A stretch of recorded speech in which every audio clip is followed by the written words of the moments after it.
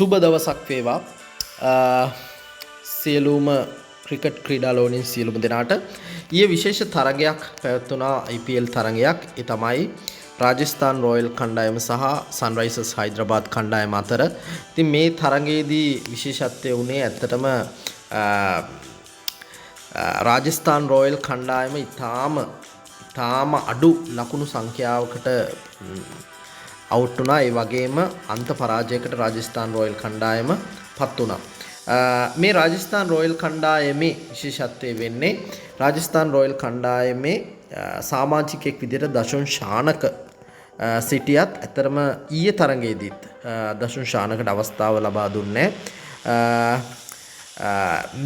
හැබැයි රාජස්ථාන් රොයල් කණ්ඩායමේ ප්‍රධානතම පුහුණුකරු විදිහට කටයුතු කරන්නේ කුමාර සංගක්කාර කියන හිටපු ශ්‍රී ලාංකික ක්‍රීඩකයා. ඉතින් කුමාර සංගක්කාර ඇත්තටම ශ්‍රී ලාංකිකයෙකු විදිහට මේ අවස්ථාවේදී ඇත්තටම දෂුන් ශානකට අවස්ථාව ලබා දෙන්න තිබුණා. හේතුව තමයි දෂුන් ශානක අනිත් මේම තරගයේ ක්‍රීඩා කරපු අනිත් ක්‍රීඩකයින් එක්කලා බලද්දී සෑහෙන පළපුරුද්දක් සහ අත්දැකීමක් තියෙන දක්ෂ ක්‍රීඩකයෙක්. ඒ වගේම කුමාර සංගක්කාර මෙම තරගයේදී සවුත් අප්‍රිකානු පළපුරුදු අඩු ක්‍රීඩකින් 3 දෙනෙකුට අවස්ථාව දුන්නා. අපි මේ 3 දෙනා ගැන කතා කරමු වෙනම. මෙන්න මේ ක්‍රීඩකයා මෙයාගේ නන්රේ බර්ගර් කියන ක්‍රීඩකයා අවුරුදු 30යි. මෙයා ජාත්‍යන්තර T20 තරඟ 92කට ක්‍රීඩා කරලා ලකුණු 102යි ලබා ගත්තේ. ඒ වගේම ඇවරේජ් එක ගත්තොත් 7.9යි. ඒ වගේම විකට් 6යි මොහු ලබාගෙන තියෙන. අතර මෙයා රාජස්ථාන් රොයල් කණ්ඩායමට ඇත්තටම සම්බන්ධ වුණේ ඕල් රවුන්ඩර් කෙනෙක් විදිහට. ඉතින් දෂුන් ශානකත් ඔබ දන්න ඕල් රවුන්ඩර් කෙනෙක්. ඉතින් මොහුගේ තියෙන ස්ටැට්ස් බලද්දි තරඟ 92කට ලකුණු 102යි ලබාගෙන තියෙන්නේ. 7.9ක ඇවරේජ් එකක්. ඒ වගේම කඩුළු අරගෙන තියෙන්නේ පන්දු යවන්නෙක් විදියට කඩුළු 6යි. ඉතින් ඔබට තේරෙනවා ඇති කුමාර සංගක්කාර දෂුන් ශානකව ක්‍රීඩා නොකොට ඇයි මෙම ක්‍රීඩකයට අවස්ථාව දුන්නේ කියන එක මං හිතන්නේ සියලුම ප්‍රේක්ෂකයින්ට සහ සියලුම ක්‍රිකට් ලෝලින්ට ඇත්තටම සිතා බැලිය යුතු කරුණක්. ඊළඟ එක්කෙනා තමයි මෙන්න මේම ක්‍රීඩකයා. මෙයත් සවුත් අප්‍රිකානු ක්‍රීඩකයෙක්. මෙයා ඩෙවොන් පෙරේරා කියන ක්‍රීඩකයා අවුරුදු 27යි. මොහු T20 ජාත්‍යන්තර තරඟ 16කට සම්බන්ධ වෙලා ලකුණු 240යි ලබාගෙන තියෙන්නේ. ඇවරේජ් එක ගත්තොත් එහෙම 18කට ආසන්න අගයක් තියෙනවා. ඉතින් ඇත්තටම ලකුණු 18ක ඇවරේජ් එකක් තියෙන ක්‍රීඩකයෙක් කුමාර සංගක්කාර රාජස්ථාන් රොයල් එකේ ක්‍රීඩා කරනවා. නමුත් ඇත්තම කාරණේ ගත්තොත් එහෙම ඊටාම ප්‍රබල තුන්ගිරියව් ක්‍රීඩකයෙක් වෙන දෂුන් ශානකව ක්‍රීඩා නොකරන්නේ ඇයිද කියන එක තවත් ගැටලුවක්. ඊට පස්සේ මෙන්න මෙම සවුත් අප්‍රිකානු ක්‍රීඩකයා ක්‍රීඩා කරා. මොහු අවුරුදු 20යි.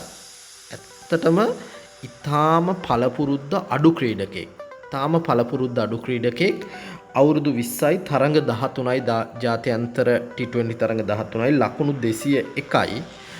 ඇවරේජ් එක ආසන්න වශයෙන් 15කට ආසන්න අගයක් තමයි මොහුගේ තියෙන්නේ. ඉතින් මෙන්න මෙම පළපුරුදු අඩු ක්‍රීඩකයන් 3 දෙනා රාජස්ථාන් රොයල් කණ්ඩායමට ක්‍රීඩා කරන්න කුමාර සංගක්කාර අවස්ථාව ලබා දෙනවා. නමුත් ශ්‍රී ලංකාවේ හිටපු නායකයෙක් වන ඒ වගේම ප්‍රබල පළපුරුදු ඇති ක්‍රීඩකයෙක් වන දෂුන් ශානකට කුමාර සංගක්කාර අවස්ථාව දෙන්නේ නැහැ.